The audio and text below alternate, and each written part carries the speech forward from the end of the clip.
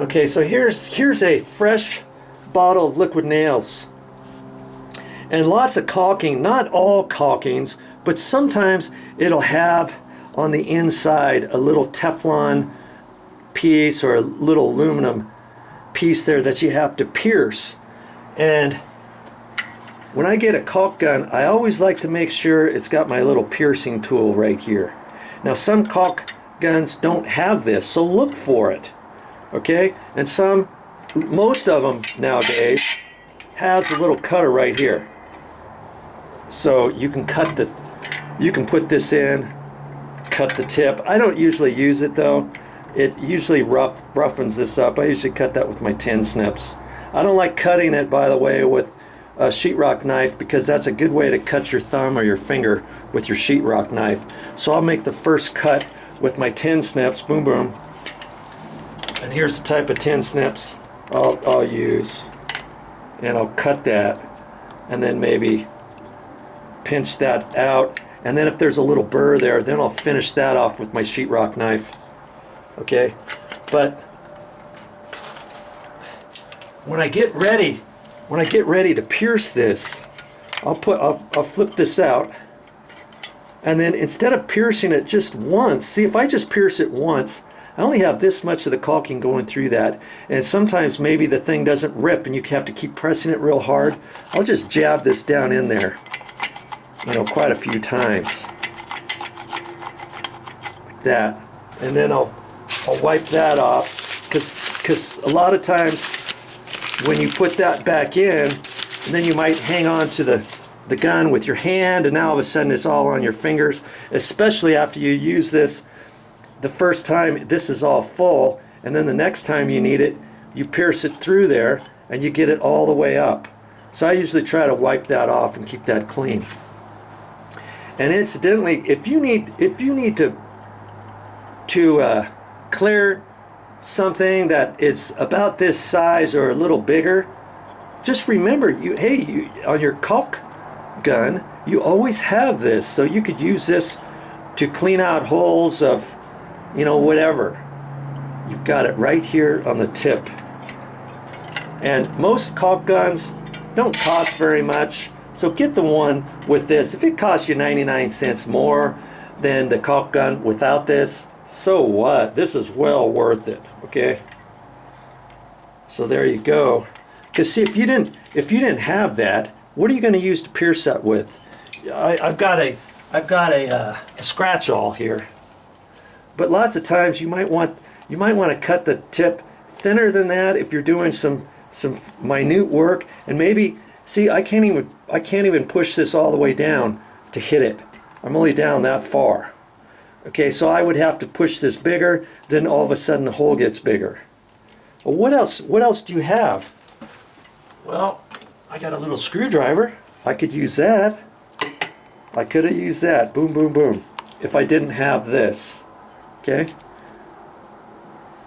If you don't have a little screwdriver, what else are you going to use? Well, if you had a framing nail, I just happen to have some here.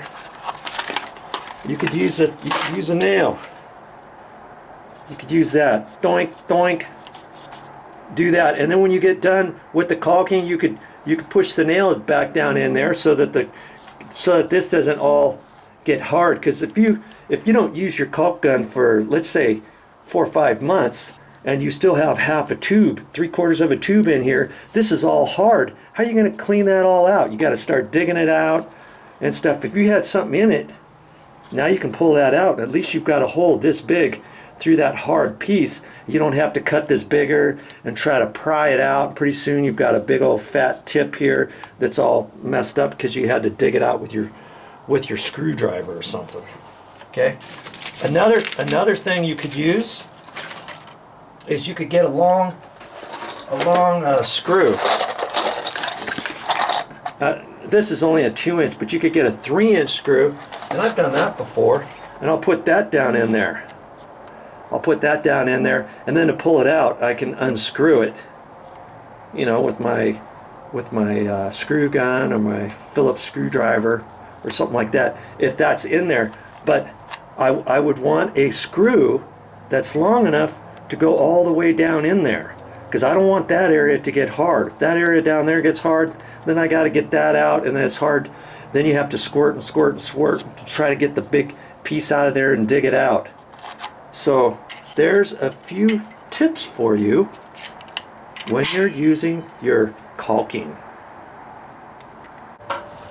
Well, I just sprayed all my bleach. I filled up about that much. And if you're going to use this little spray bottle like this, make sure you write bleach on it so that you only use this for bleach and not for your plants or for anything else for that matter.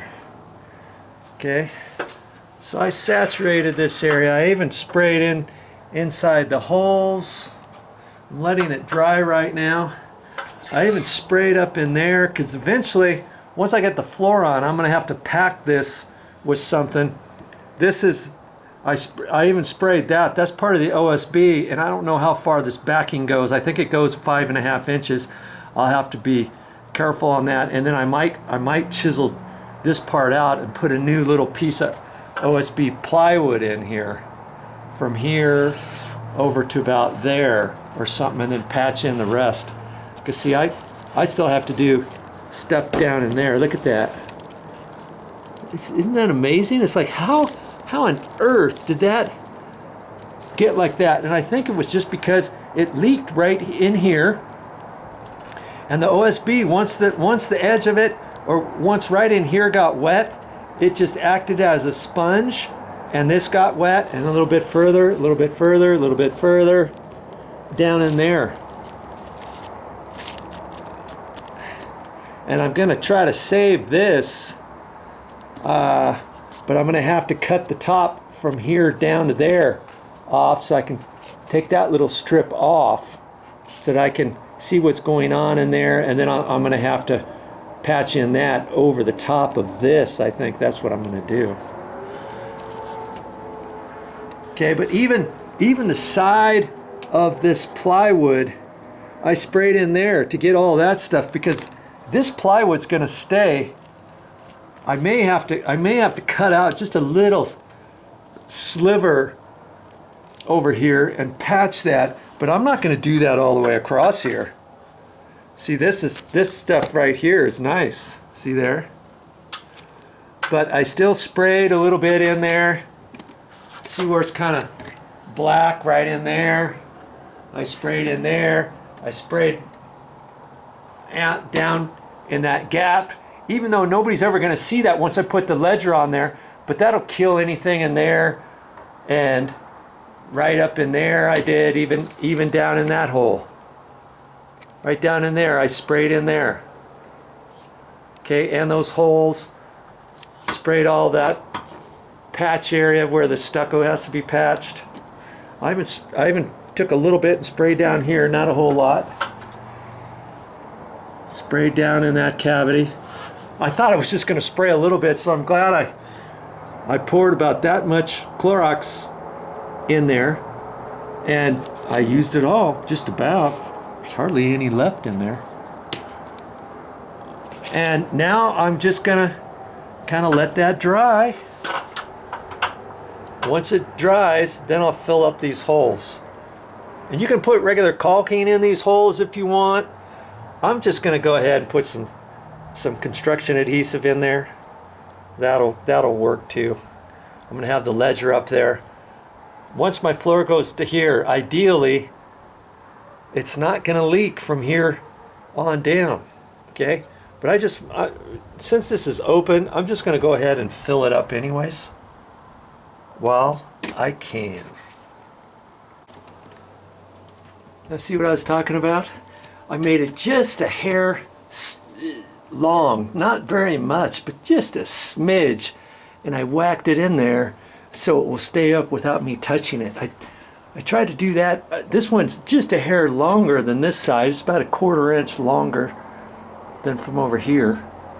And I measured it, cut it, and it was just a hair loose. So I took it out, and I took some of my 1-inch screws right here, my little 1-inch screws, and I screwed it in on the back side. You can see where my screw marks are there and there, and that made it tight enough so it'll hold up there and snug enough so that I can tap it around and do whatever. I'm not going to leave those screws in there. I'm going to end up, I can use this board here for the second floor joist over here. See, the first one's going to be this long one here. I've just got up there. Now I can mark that, as I was saying, right? I can mark it and then level across over to there. This one is actually going to go in here, so I'll tap it over and then I'll measure it off.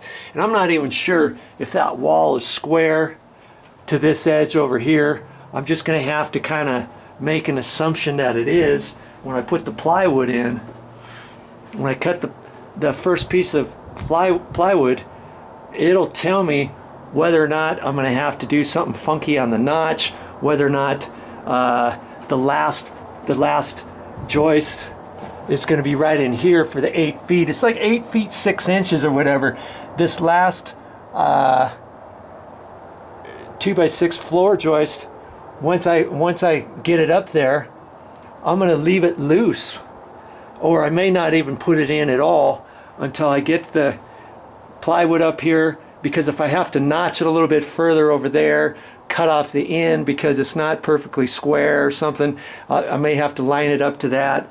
And if I do that, and if I put this in, then it's going to be off, and I'm going to have to slide it over after I've got it nailed in with the joist hanger nails. What I can do is I can put the joist hanger in with just 1 inch dry sheetrock screws, the black ones I just showed you, and then if I have to move it, I can loosen that up, tap it over. When I know exactly where it's going to go, I can undo, or I can put the nails in, you know, the joist hanger nails. That's what I'll do, and I'll do that. So this one here will probably be the second one over here, and then it won't be short. And if I do get one that's just slightly short, I guess I could do the same thing. Just take a screw on the back side, because what's going to hold that ultimately is the joist hanger. The joist hanger is going to hold it, not toenail nails going into that or anything like that. The joist hanger is king. Okay, so now I can get up there and mark that.